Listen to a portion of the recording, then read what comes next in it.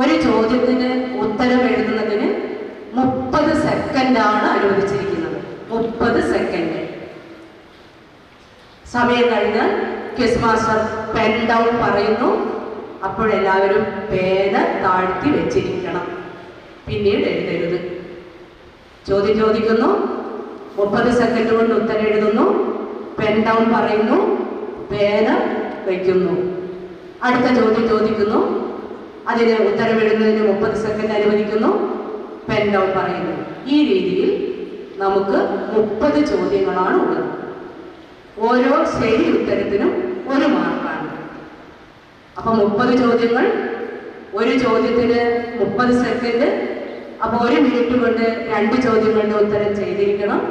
വരികൾ ഇങ്ങനെയാണ്: സയൻസാൽ ദീപ്തമാകുമീ ലോകം, സയൻസാൽ അഭിവൃദ്ധികൾ, സയൻസിന്റെ തമസ്സെല്ലാം സയൻസിനെ തൊഴുന്നു ഞാൻ, സയൻസാൽ ദീപ്തമീ ലോകം.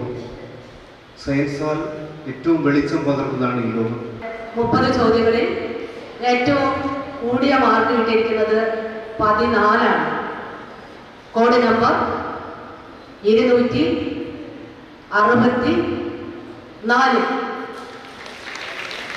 Saint Joseph's boys HSS Calicut won first prize in the CM Mega Quiz Kozhikode Educational District.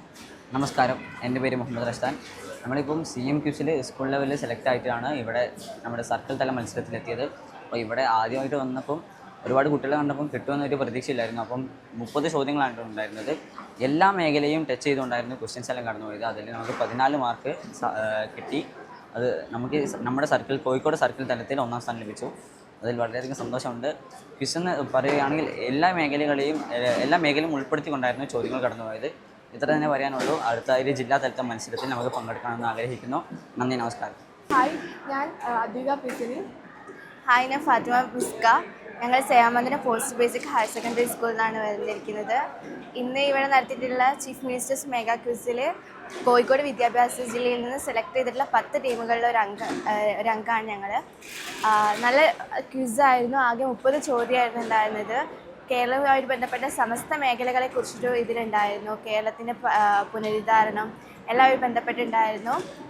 പിന്നെ ഒരുപാട് പദ്ധതികൾ സർക്കാർ നമുക്ക് വേണ്ടി നടത്തുന്നുണ്ട്. അതിനെക്കുറിച്ചുള്ള ബോധവാന്മാരാവാൻ വേണ്ടി ഞങ്ങൾക്ക് ഇതിന് സാധിച്ചു.